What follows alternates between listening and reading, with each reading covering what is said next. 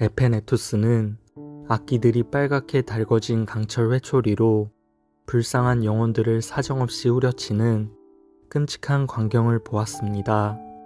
그는 고문을 가하는 악기들 중 하나에게 말을 걸었습니다.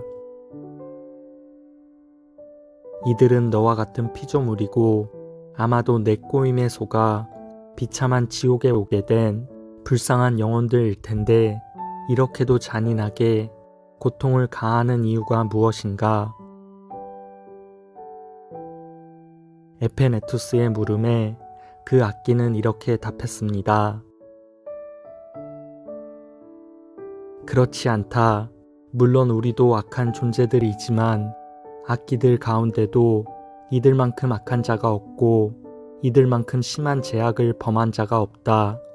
우리는 하나님을 미워할지언정 하나님이 계신 것은 아는데 이들은 이곳에 올 때까지 하나님이 계시다는 사실을 그 누구도 설득할 수 없던 완고한 자들이다. 악기의 말을 들은 에페네투스는 끔찍한 고통을 받고 있는 영혼들이 무신론자라는 것을 알게 되었습니다.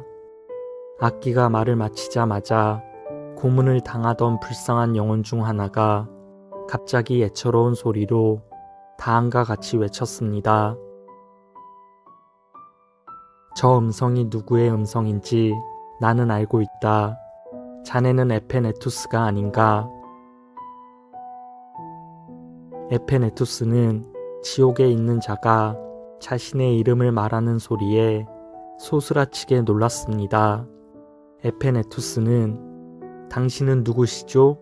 라고 물었고 그러자 멸망당한 그 영혼이 말하길 나는 세상에 살 때 당신을 잘 알던 사람으로서 당신을 설득하려고 했었고 나와 같은 견해를 갖게 하려고 했었네.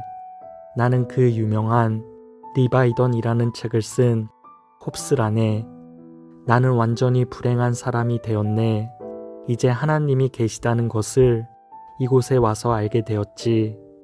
하지만 이제 와서 무슨 소용이 있겠는가?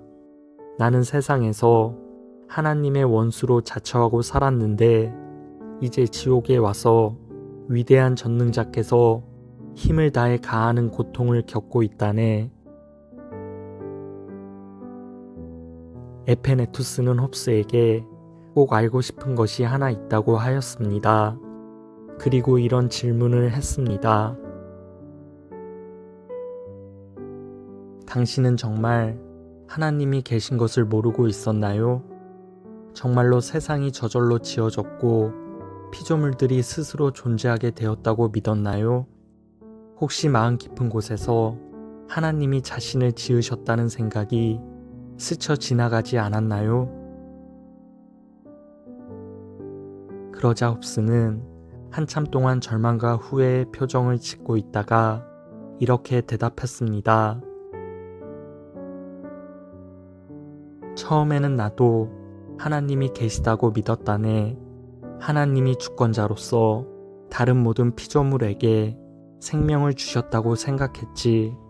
하지만 후에 악한 생활에 빠져 하나님의 진노를 받게 되었을 때 하나님이 없었으면 좋겠다는 소원이 나도 모르게 슬그머니 생기더군. 하나님이 없다고 생각하는 건 애당초 불가능한 일이었어.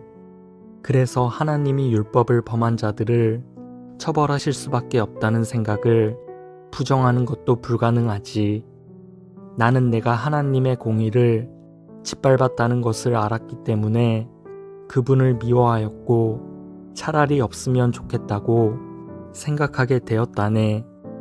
그러나 그 뒤로도 계속해서 하나님의 공의를 무너뜨리는 생활을 했는데도 내가 멀쩡히 살아있는 것을 의식하고는 하나님이 없을 수도 있겠다는 희망을 품기 시작했네. 이런 희망을 토대로 내 희망이 부합한 개념들을 수립하기 시작했다네. 이렇게 하나님의 존재를 배제한 채 세상의 기원에 대한 새로운 체계를 수립하고 나니 그 개념이 너무나 마음에 든 나머지 마침내 그것을 진리인 것처럼 받아들이게 된 것일세. 그 후부터 그 사상체계를 다른 사람들에게도 전해주려고 노력했지. 그러다가 유명인사가 되었고 때때로 내가 한 행동에 대해 양심의 가책을 느끼곤 했다네. 그때마다 내가 마지막에는 큰 낭패를 보게 될 것 같은 불편한 생각에 시달리곤 했지만 마음을 다잡고선 그런 생각을 떨쳐버리곤 했지. 이제 와서 시인하지 않을 수 없는 것은 죄를 사랑하다 보니 나를 지으신 분에게 마음이 완고해졌는데 처음에는 그분을 미워하다가 나중에는 그분의 존재마저 부정하게 되었다네. 마음에 밀착시키고 살았던 죄가 내게 이런 저주를 안겨준 원흉이었던 셈이지. 땅에서 헛된 철학에 몰두하며 내가 고안한 사상체계를 세상에 보급했으나 이제 하나님이 계신 것을 확인하게 되었고 그분이 크고 두려우신 분임을 절실히 깨닫게 되었다네. 우리가 견디고 있는 불은 화덕에 있는 불보다 1000배나 더 뜨겁고 성질도 그것과는 사뭇 다르다네. 세상에서 타오르는 불은 다 빛을 동반하지만 이곳의 불에는 빛이 없다네. 그래서 지옥은 온통 불길에 휩싸여 있는데도 우리는 완전한 어둠에 갇혀 있는 거라네. 지상에서 타오르는 불은 물리적 불이라서 비물질적인 실체들에는 붙을 수가 없으므로 영혼들을 태우지는 못한다네. 하지만 이곳에서는 불이 우리 영혼들에게 붙어서 어떤 말로도 표현할 수 없는 극한 고통을 안겨주고 있다네. 나는 이 사실을 몰랐기 때문에 땅에서 살 때 비물질적인 실체들이 불에 탄다는 개념을 조롱했고 여기서 그 대가를 치러가면서 그 사실을 뼈저리게 확인하고 있다네.